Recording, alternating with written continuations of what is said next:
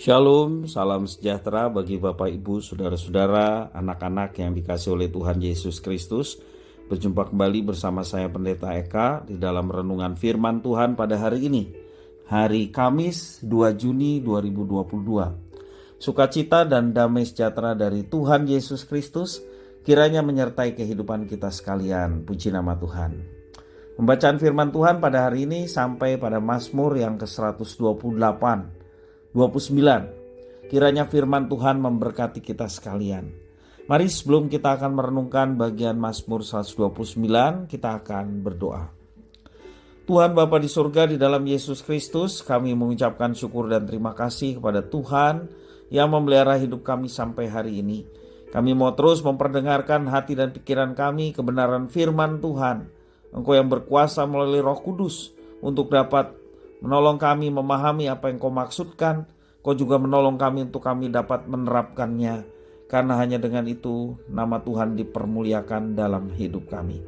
Terima kasih Bapa, inilah diri kami. Kami sedia untuk belajar firman Tuhan. Demi nama Tuhan Yesus kami berdoa. Haleluya. Amin. Mazmur 129. Nyanyian ziarah. Mereka telah cukup menyesakkan aku sejak masa mudaku. Biarlah Israel berkata demikian. Mereka telah cukup menyesakkan aku sejak masa mudaku. Tetapi mereka tidak dapat mengalahkan aku. Di atas punggungku pembajak membajak. Membuat panjang alur bajak mereka. Tuhan itu adil. Ia memotong tali-tali orang fasik. Semua orang yang membenci Sion akan mendapat malu dan akan mundur. Mereka seperti rumput di atas sotoh yang menjadi layu sebelum dicabut, yang tidak digenggam tangan penyabit atau dirangkum orang yang mengikat berkas. Sehingga orang-orang yang lewat tidak berkata, "Berkat Tuhan atas kamu, kami memberkati kamu dalam nama Tuhan." Bapak Ibu Saudara-saudara yang dikasihi oleh Tuhan Yesus Kristus, penderitaan, tantangan hidup merupakan bagian yang tidak dapat dipisahkan dalam kisah keselamatan umat Tuhan di sepanjang sejarah. Baik umat Israel, bahkan umat Tuhan di zaman sekarang, yakni gereja. Rasul Paulus mengatakan bahwa seluruh makhluk mengharapkan kelepasan dari penderitaan dalam kehidupan mereka. Demikian pula yang terjadi dalam kehidupan umat Israel. Kalau kita membaca dalam Mazmur yang ke-129, ada penganiayaan yang begitu menyesakkan, ayat 1 dan yang kedua. Demikian juga kesewenang-wenangan yang ketiga. Tapi semuanya itu tidak pernah dapat membinasakan mereka, umat Allah. Keyakinan akan Tuhan Allah yang adil, yang akan memberikan penghukuman yang setimpal kepada mereka yang menganiaya umatnya, menjadi sumber kepercayaan diri dari umat Tuhan. Berhadapan dengan situasi yang demikian, orang Israel diajak untuk belajar menerima bahwa Tuhan mengizinkan hal itu terjadi dalam hidup umatnya. Mereka juga diajak untuk percaya bahwa Tuhan Allah mereka akan menolong mereka sesuai dengan waktunya Tuhan. Umat Tuhan harus menantikan Tuhan yang akan menghakimi musuh-musuhnya.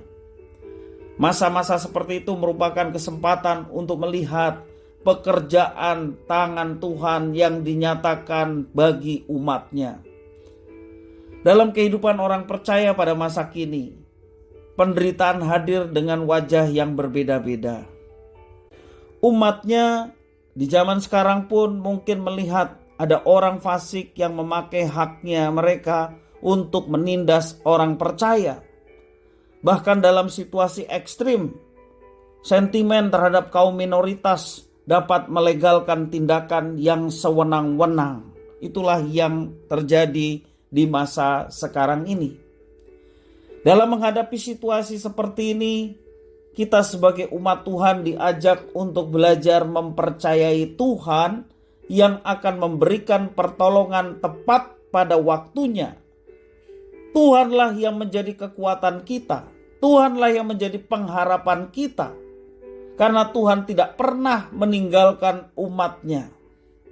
Di tengah kesusahan, kesulitan, seberat apapun, akan ada kelepasan yang Tuhan akan nyatakan bagi umat yang dikasihinya.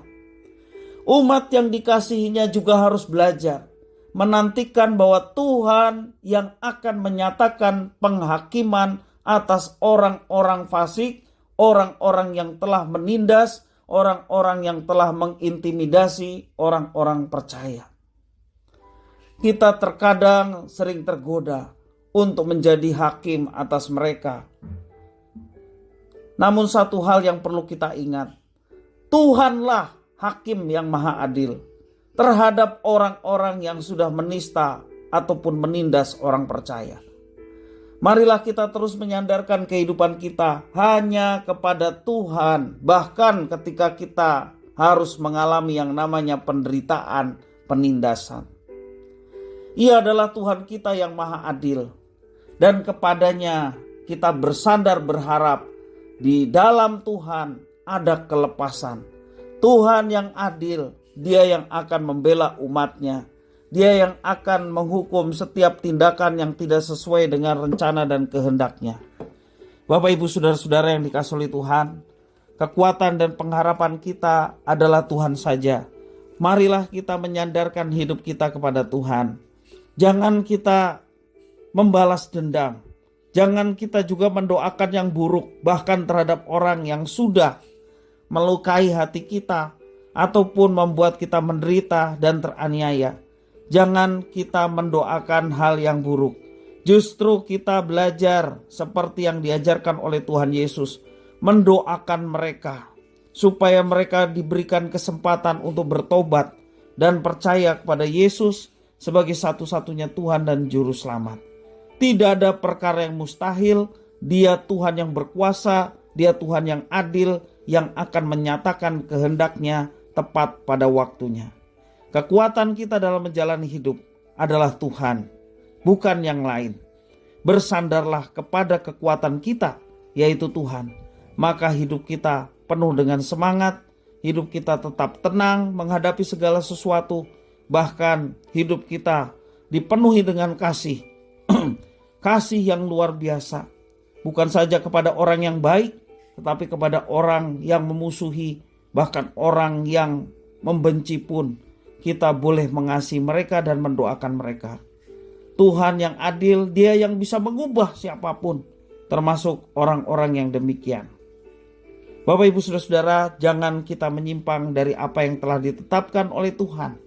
Mari kita tetap bersandar menghadapi segala sesuatunya dengan menyerahkannya kepada Tuhan.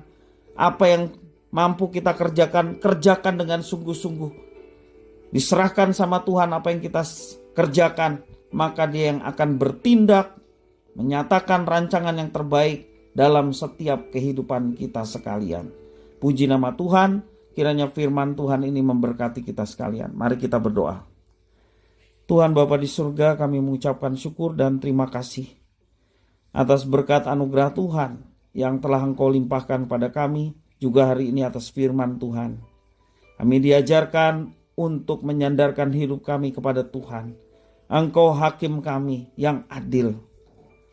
Perlakuan manusia yang tidak adil, penindasan, penganiayaan, baik secara fisik maupun verbal, yang seringkali dialami oleh anak-anak-Mu.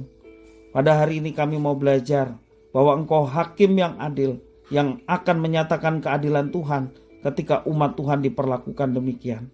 Biarlah kami menjadi umat Tuhan yang penuh kasih, mendoakan dan menyerahkan segala sesuatunya kepada Tuhan.